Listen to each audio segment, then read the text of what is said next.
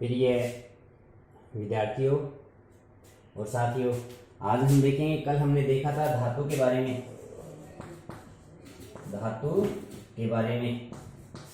धातु के गुणधर्म।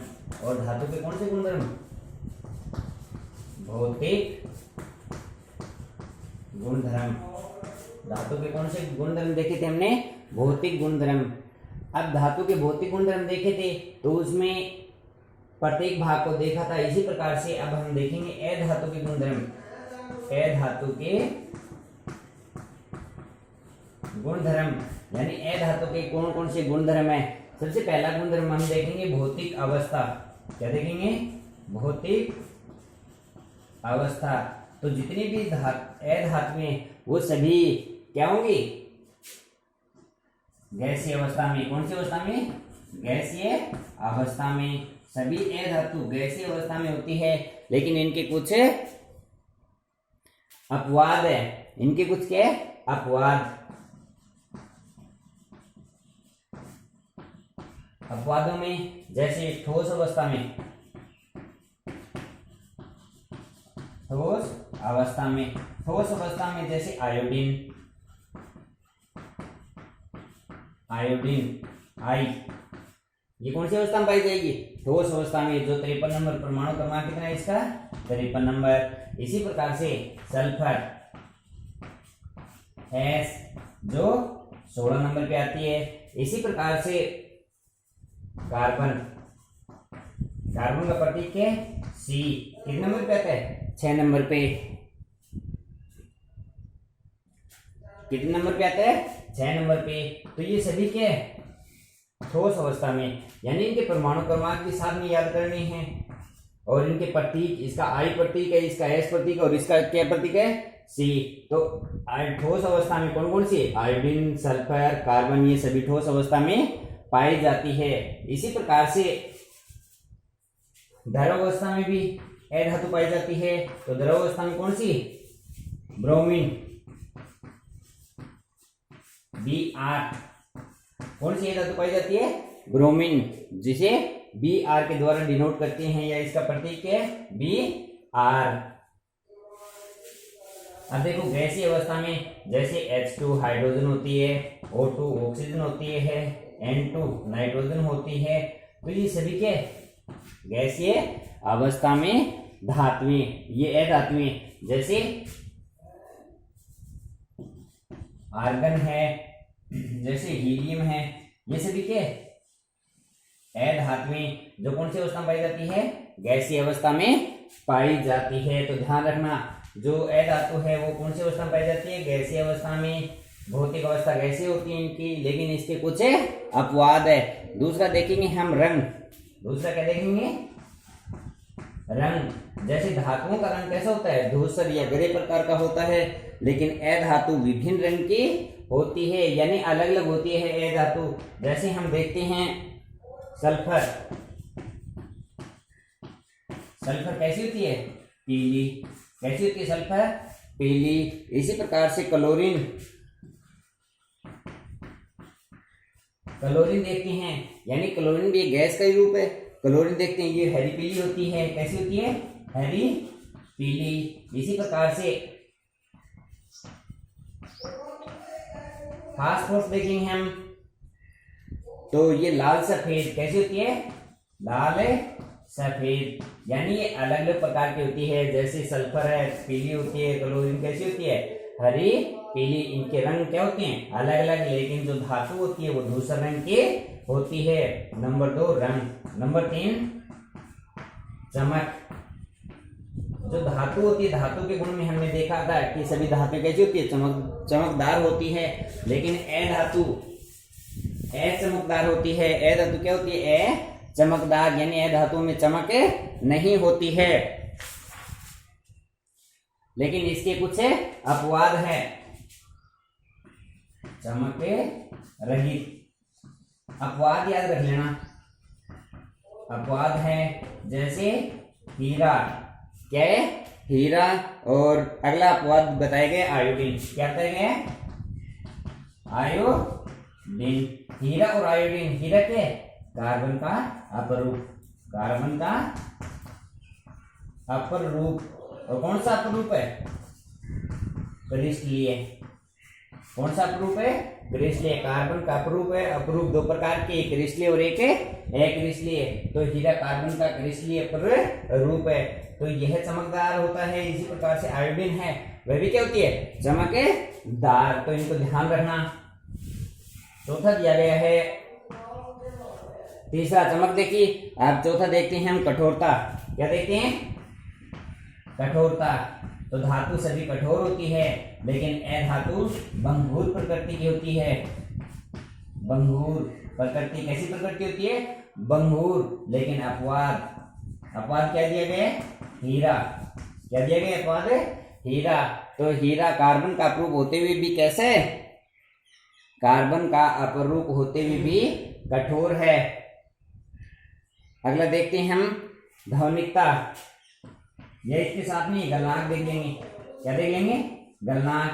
तो जो अधातु होती है उनका गलनांक कम होता है। क्यों? क्योंकि ये कठोर नहीं होती है, लेकिन ये सभी कठोर नहीं होती है, जिसके कारण इनका गलनांक क्या होता है? कम होता है। लेकिन अपवाद देखेंगे, जैसे हीरा है तो हीरे का गलनांक क्या हो जाएगा? उच्च हो जाएगा। अपवाद। जो हीरा कार्बन क्या है अपरूप, इसका गलनांक क्या हो जाएगा? उच्च हो जाएगा, क्योंकि यह कैसा है? कठोर है। अगला देखेंगे हम ध्वनिकता। ध्वनिकता क्या होती है? जब इसको टकराते हैं किसी दूसरी चीज से तो ध्वनि उत्पन्न होती है। ध्वनिकता। जब दूसरी चीज से टकराती है तो ध्वनि उत्पन्न होती है, लेकिन अधातु में ऐसा गुणधर्म नहीं पाया जाता है। चालकता। चालकता। धातु विद्युत और ऊष्मा की क्या होती है? कुचालक। विद्युत और ऊष्मा की कुचालक होती है, लेकिन एक अपवाद है जिसमें। क्या है? अपवाद। कौन? ग्रेफाइट। कौन है अपवाद? ग्रेफाइट। जो विद्युत का चालक होता है, विद्युत का चालक होता है। ग्रेफाइट अपवाद है जो विद्युत का चालक होता है। ध्यान रखना। आगे देखते हैं घनत्व। आगे क्या देखते हैं? घनत्व। अब घनत्व इसका, जो धातु है उनके घनत्व ज्यादा थे, लेकिन अधातुओं के घनत्व कम है। और कम घनत्व होने के कारण अधातु पानी पर तैरते हैं। अधातु कम घनत्व के कारण पानी पर तैरते हैं। अधातुओं का घनत्व क्या होता है? कम होता है, और कम होने के कारण ये पानी पर तैरती हैं। तो ध्यान रखना। ये थे इनके मुख्य मुख्य गुणधर्म। कौन से? भौतिक गुणधर्म देखिए हमने धातु और अधातु के, तो ये भौतिक गुणधर्म थे। अब देखते हैं हम इसके रासायनिक गुणधर्म, केमिकल प्रॉपर्टीज या रासायनिक गुणधर्म। रासायनिक गुणधर्म।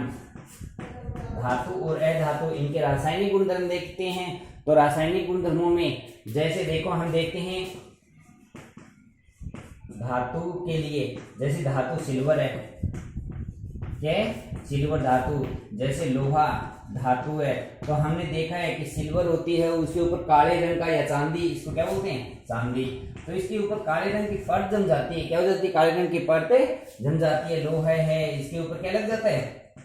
जंग। क्या लग जाता है? जंग। तो हमने देखा है कि चांदी है, उसके ऊपर काले रंग की परत जम जाती है। लोहा है, उसके ऊपर जंग लग जाता है। जैसे लोहे के गाटर होते हैं, लोहे की कोई और चीज होती है, उसके ऊपर क्या लग जाती है? जंग, जिसे हम काट कहते हैं। तो ये होते क्यों है? क्या कारण है इनका? तो इन सभी में कौन सी क्रिया होती है? रासायनिक क्रिया होती है। कौन सी क्रिया होती है? रासायनिक क्रिया होती है। अब देखते हैं हम रासायनिक क्रिया, धातुओं की रासायनिक क्रिया या रासायनिक गुणधर्म कौन कौन से हैं। तो धातु के रासायनिक गुणधर्म। धातु के रासायनिक गुणधर्मों में हम पढ़ते हैं, तो सबसे पहले जल से क्रिया। जल से क्रिया। कई धातुएं होती है वो जल से क्रिया करके, जल से क्या करती है, क्रिया जल्दी करती है, कई जल के साथ में क्रिया धीमी करती है। तो हम देखते हैं जल के साथ में क्रिया, तो जल के साथ में धातुओं की क्रिया करके हाइड्रोक्साइड का निर्माण करती है। जैसे सोडियम धातु है, कौन सी धातु है, सोडियम, इसका परमाणु क्रमांक कितना है, 11 नंबर पे आती है। जब यह जल के साथ में, जल H2O किसका सूत्र है, जल का सूत्र है, ये परमाणु क्रमांक है, परमाणु क्रमांक। जल के साथ में क्रिया करती है H2O तो बना लेगी NaOH, क्या बनाती है, NaOH, जिसको बोलते हैं सोडियम हाइड्रोक्साइड, सोडियम हाइड्रोक्साइड। और जो बना हुआ हाइड्रोक्साइड है वो कैसी प्रकृति का है, क्षारीय, कैसी प्रकृति का है, क्षारीय। तो देखो जब सोडियम धातु है यह जल के साथ में क्रिया करती है, यह धातु जब जल के साथ में क्रिया करती है तो हाइड्रोक्साइड बनाती है और साथ में हाइड्रोजन गैस निकलती है। कौन सी गैस है, हाइड्रोजन गैस निकलती है, कौन सी गैस निकलती है, हाइड्रोजन गैस निकलती है। यानी कि जल के साथ में क्रिया करती है तो ध्यान रखना कौन सी गैस निकलती है, हाइड्रोजन गैस निकलती है। अब मैंने बताया आपको कई धातुएं ऐसी होती है जो जल के साथ में अत्यधिक तेजी से क्रिया करती है और कई धातुएं तेजी से क्रिया नहीं करती है। जैसे ये धातु है सोडियम, कौन सी धातु, सोडियम, जब इसको अगर पानी के ऊपर डाल देंगे तो पानी क्या लगा देती है, आग, क्या लगा देती है, आग, यानी पानी के साथ में बहुत तेजी से क्रिया करती है। इस कारण इसे किस में रखते हैं, केरोसिन में, किस में रखते हैं, केरोसिन में। तो कई बार प्रश्न भी आ जाता है कि कौन सी धातु है जिसको केरोसिन में रखते हैं, या फिर आ सकता है कि सोडियम धातु को केरोसिन में क्यों रखते हैं, क्योंकि यह जल के साथ में तीव्रता से क्रिया कर लेती है। और दूसरी बात ये भी प्रश्न आ सकता है कि धातु जल के साथ क्रिया करके बनाती है, यानी प्रश्न आ सकता है धातु जल के साथ क्रिया कर देती है। पहला ऑप्शन आ गया CO2, दूसरा आ गया O2, तीसरा आ गया H2, चौथा आ गया NH3। तो कौन सा होगा, H2। कौन सी गैस देती है, H2 गैस देती है। आगे देखते हैं हम वायु के साथ में क्रिया। वायु यानी हवा, यानी ऑक्सीजन के साथ में, जब धातु ऑक्सीजन के साथ में क्रिया करती है तो क्या बनाती है, क्या बनाएगी, धातु ऑक्साइड। जब धातु है, कोई भी धातु ले लेंगे हम, जैसे Mg होता है मैग्नीशियम, क्या होता है, मैग्नीशियम, और इसका प्रतीक Mg कितने नंबर पे आता है, 12 पे। परमाणु क्रमांक कितना है इसका, 12। जब यह ऑक्सीजन के साथ में क्रिया करेगी इसका नाम है ऑक्सीजन। तो धातु ऑक्साइड बनाती है, क्या बनाती है, धातु ऑक्साइड, क्या बनाती है, धातु ऑक्साइड, यानी MgO बनाती है। क्या बना लेगी, MgO, मैग्नीशियम ऑक्साइड, क्या बना लेगी, मैग्नीशियम ऑक्साइड बना लेगी धातु के साथ में क्रिया करने पर। अब देखते हैं हम अगला कि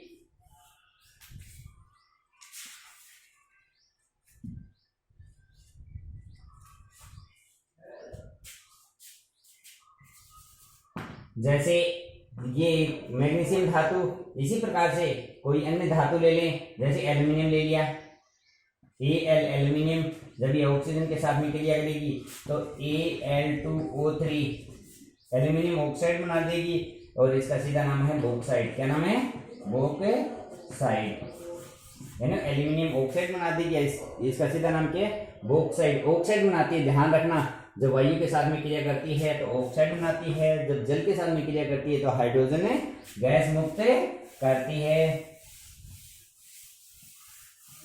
तो आज बस इतना ही, बाकी का हम अगले वीडियो में देखेंगे। तो दोस्तों ये रीड के लिए, फर्स्ट ग्रेड के लिए,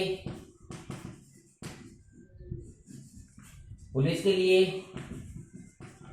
एसएससी के लिए, सभी के लिए कॉमन टॉपिक है, तो इसको थोड़ा ध्यान से पढ़ना। धन्यवाद दोस्तों।